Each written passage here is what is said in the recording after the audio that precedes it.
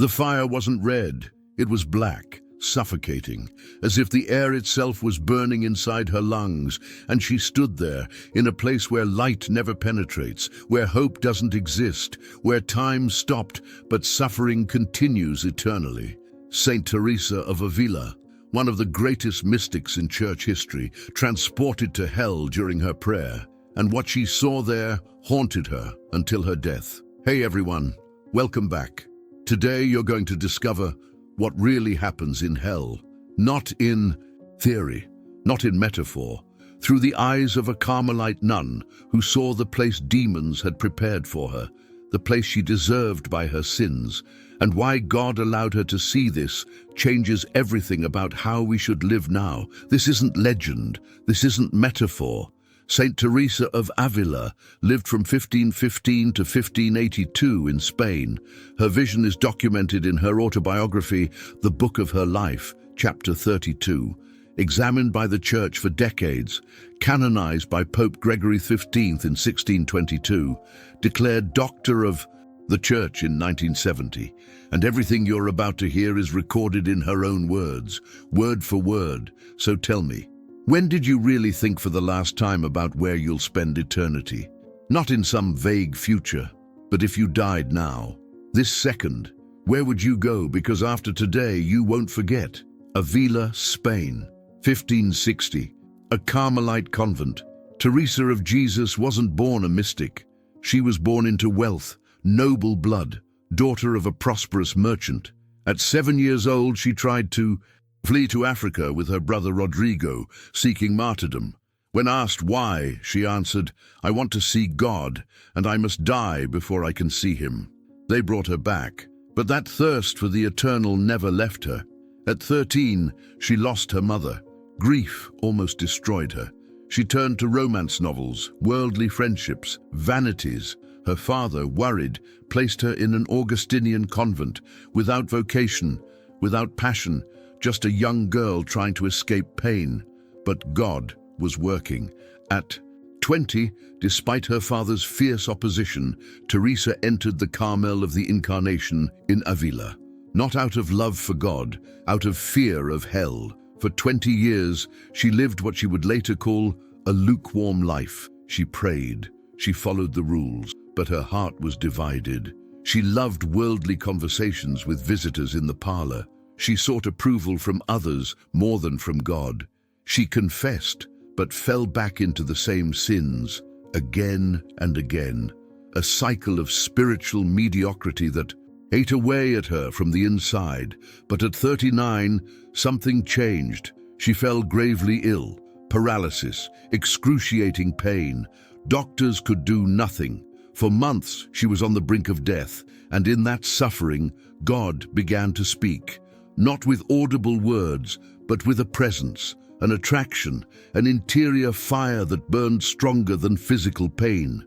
She began to experience what she would later call the prayer of recollection, moments when God seemed to seize her completely, where time stopped, where nothing else existed but him.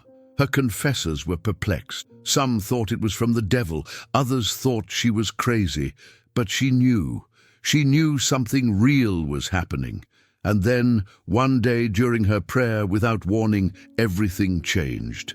1560, perhaps summer. She doesn't give a precise date in her autobiography, just a moment, an instant, where reality tore open. The floor of her cell disappeared, not metaphorically.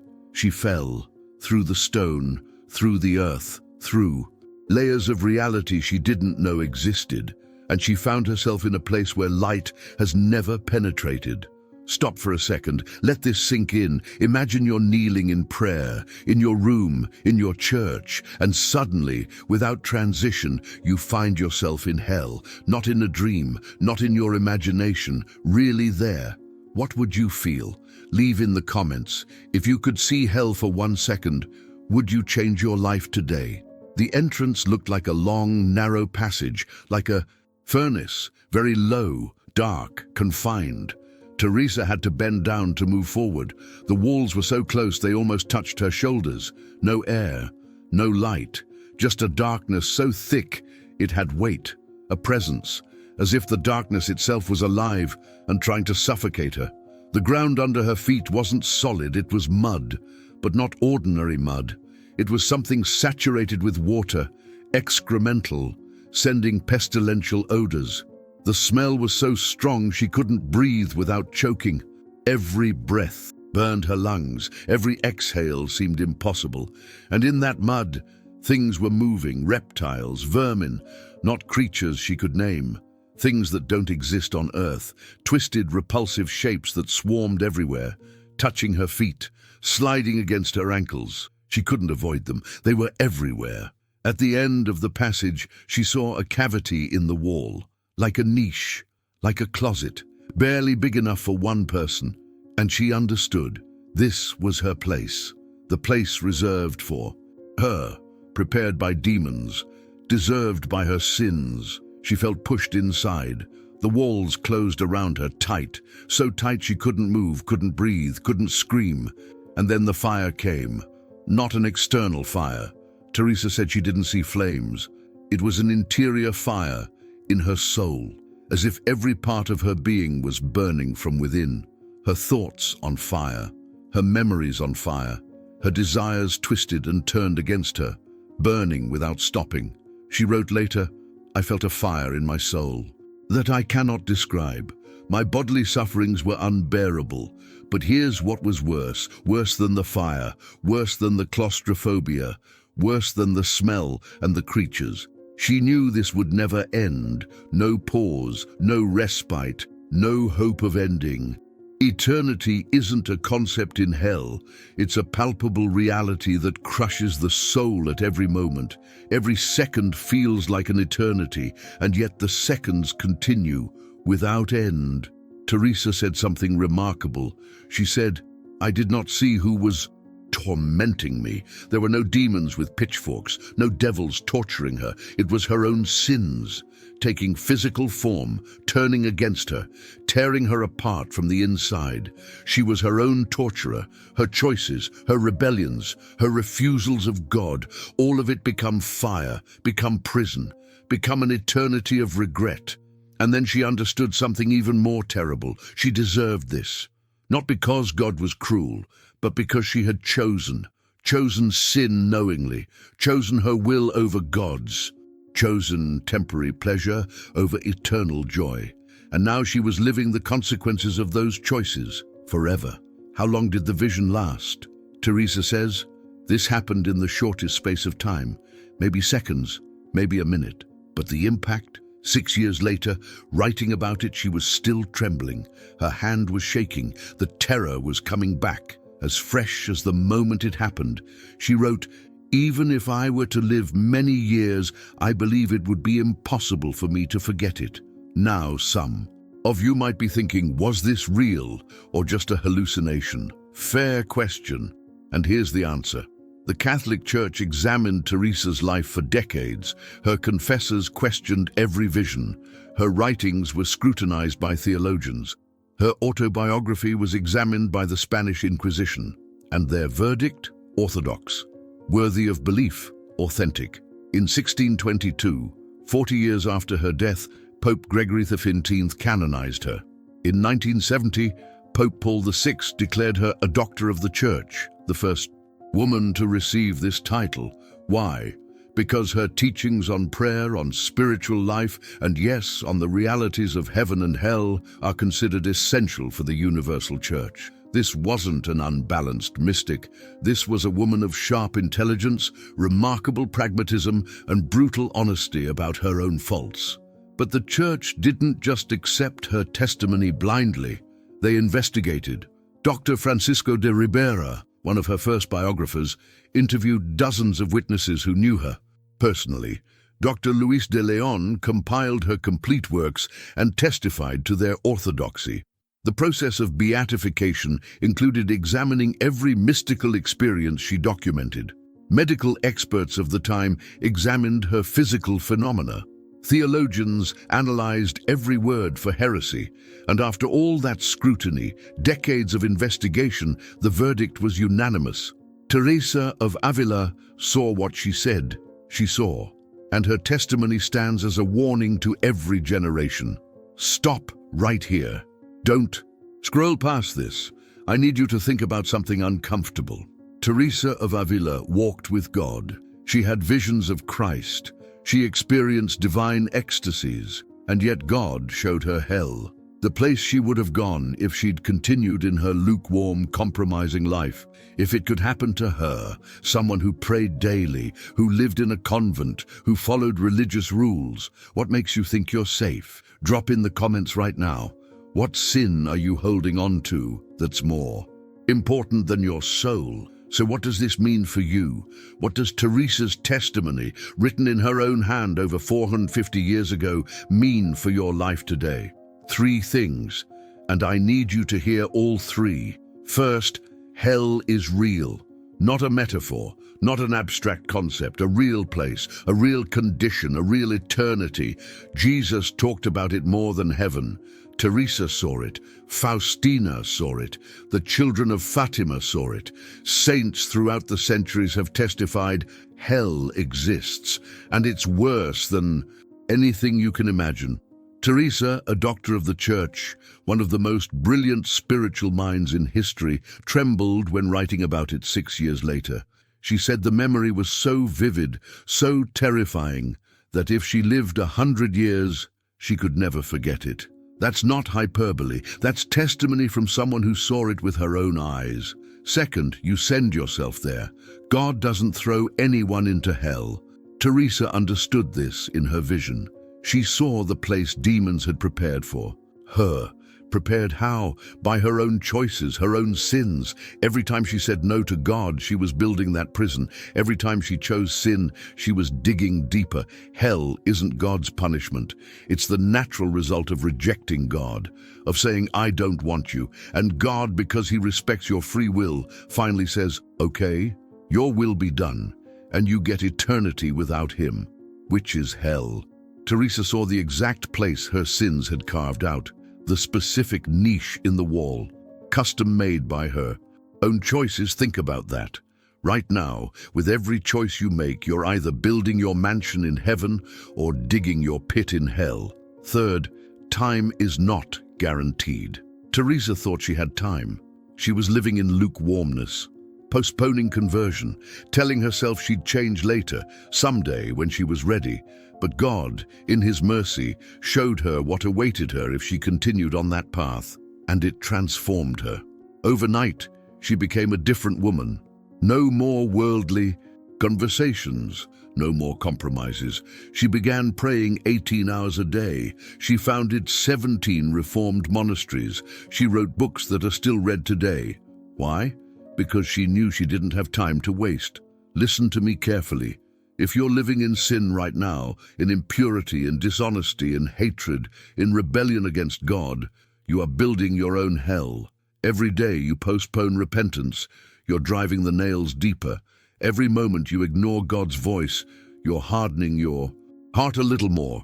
And one day, maybe soon, your heart will stop, without warning, and you'll stand before God, and he'll show you exactly what Teresa saw, the place you built for yourself. And he'll ask, is this really what you want? And if you've spent your life rejecting him, you'll say yes, because you've become the kind of person who prefers hell to submission. Teresa wrote something that should terrify every lukewarm Christian. She said, I would rather suffer all the martyrdoms possible than undergo this for a moment. All the martyrdoms, every torture, every pain imaginable, rather than one moment in hell. And she only saw it for seconds. Imagine eternity there. You can't. Your mind can't comprehend it, but your soul knows. Deep down, you know this is real. If you're lukewarm, if you go to Mass out of habit but without passion, if you pray but without really seeking God, you are exactly where Teresa was before her vision. Comfortable, safe, spiritually dead. And God is screaming at you right now through this story. He's saying, wake up before it's too late. Teresa got a vision. You have this testimony. Don't waste it. Here's what Teresa did after her vision. She became obsessed with saving souls. Not in a crazy way, in an urgent, focused, strategic way. She reformed the Carmelite order because she understood that religious living in luxury and compromise were sliding toward hell. She founded monasteries where nuns would pray day and night for the conversion of sinners. She wrote letters to priests begging them to take sin seriously. She counseled lay people to stop playing games with eternity. Every conversation, every letter, every action was aimed at one thing: keeping people out of the place she saw. And if you're far from God, if you don't even believe anymore, consider this: Teresa wasn't gullible. She was skeptical, intelligent, practical. She questioned her own experiences. She submitted everything to her confessors. She was terrified of being deceived. And yet, after seeing what she saw, she dedicated the rest of her life, 32 years, to warning others, to praying for sinners, to founding monasteries where nuns would pray day and night for the salvation of souls. Why would she do that if it wasn't real? Why would she sacrifice everything if it was just a hallucination? Teresa wrote, "I wish I could persuade everyone that even if they are not in a state of grace, while they are in this life they should not cease to pray, for it is the means to regain it." She knew that prayer was the lifeline, the connection to God's mercy, the only way to escape the pit she saw. And she begged, literally begged people to take it seriously. Today, right now, I challenge you to do 3 things. 1, go to confession this week, not next month, this week. Every sin you're hiding is one more nail in your own eternal coffin. Get them out, confess them. Let Christ's blood wash you clean. Teresa said after her vision she couldn't go more than a few days without confession. The memory of that place kept her running to mercy. You have the same opportunity. The confessional is open. The priest is waiting. God is ready to forgive. What are you waiting for? 2, read chapter 32 of Teresa's autobiography. Read her own words. Let her tell you what she saw. Not my words, hers. You can find it free online. The Book of Her Life, chapter 32. Read it tonight, before you go to sleep. Let her testimony burn into your mind the way the vision burned into hers. And then ask yourself, am I taking eternity seriously? 3, pray for someone who's in danger of going to hell. You know who it is, that family member who abandoned the faith, that friend living in mortal sin, that co-worker who mocks God. Pray for them, now, out loud. Say, Jesus, save this soul from eternal fire. Use me as an instrument of your mercy. Teresa spent hours every day praying for people she'd never meet, souls who were teetering on the edge, and God honored those prayers. Countless conversions happened because a nun in Spain who saw hell for a few seconds refused to let others go there without a fight. Let me paint you 2 futures, 2 paths, based on 1 decision. Path 1, you close this video. Interesting story, you think. Intense. Maybe I'll think about it later, but life goes on. Days pass, weeks, months. The urgency fades. The warning becomes just another video you watched once. And then one day, without warning, your heart stops. Or a car accident, or sudden illness, and you stand before Christ and He shows you this moment right now when you had the chance to change and you chose to do nothing, and you spend eternity thinking, I knew, I was warned, and I did nothing. Path 2, you finish this video and you act. You kneel down now on the floor. And you say, God, I've been playing games. I've been gambling with my soul. It's over. Forgive me. I give you everything. And you go to confession. You cut out the sin you've been nursing. You start reading scripture, praying the rosary, living like eternity is real. And a year from now, you look back at this moment as the turning point, the day everything changed, the day you stopped sleepwalking toward hell and started running toward heaven. Which path will you choose? Before you go, do 3 things. 1, leave a comment with 1 word, mercy. That's it. Just the word mercy. It's a declaration, a prayer, an agreement that you need it and you're asking for it. 2, share. This video, not for me, For someone in your life who needs to hear this, someone who's living like they have infinite time, someone who's playing with fire, be the voice of God in their life. Tag them, send it to them. Don't let them miss this warning. 3. Pray right now, out loud, wherever you are. Say this: Jesus, I'm sorry for every time I chose myself over you, for every sin I've hidden, for every moment I've wasted. I don't deserve your mercy, but I'm asking for it, like the thief on the cross, like Peter after his denial. Forgive me, save me. I don't want to be like Judas. I want to be like Mary Magdalene, forgiven, restored, yours. Amen. Remember the beginning of this video? The black fire, the place without light, the eternity without hope.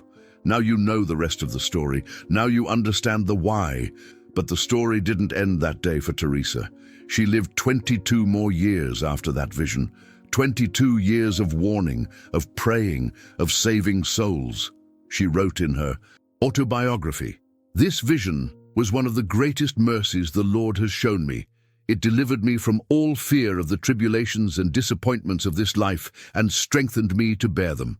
She died on October 4th, 1582, in Alba de Tormes, Spain, exhausted, sick, but at peace. Her last words were, "My Lord, it is time to move on. Well then, may your will be done." And the Church, recognizing the power of her testimony, canonized her 40 years later, made her a doctor of the Church. One of only 4 women in history to receive that title at the time. Why? Because her teaching on prayer, on mystical theology, on the reality of heaven and hell was considered essential for the universal Church. Her words carry weight, authority, truth. Today, over 440 years after her death, her writings are still bestsellers. The Interior Castle, The Way of Perfection, the book of her life. Millions have read them. Thousands have been converted by them. Why?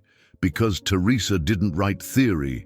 She wrote testimony. She wrote what she saw, what she felt, what God showed her. And the power of eyewitness testimony never fades. So here's the final question. The question without an easy answer. The question you'll carry with you. If you died today, if God showed you the place you've built for yourself by your choices, do you really want to spend eternity there? Or are you finally ready to change? Teresa saw her place in hell, and it changed everything. You've heard her testimony. What will you do with it? The clock is ticking. Death doesn't wait. Judgment doesn't negotiate. Choose now. God bless you. I'll see you in the next video, and hopefully one day in heaven.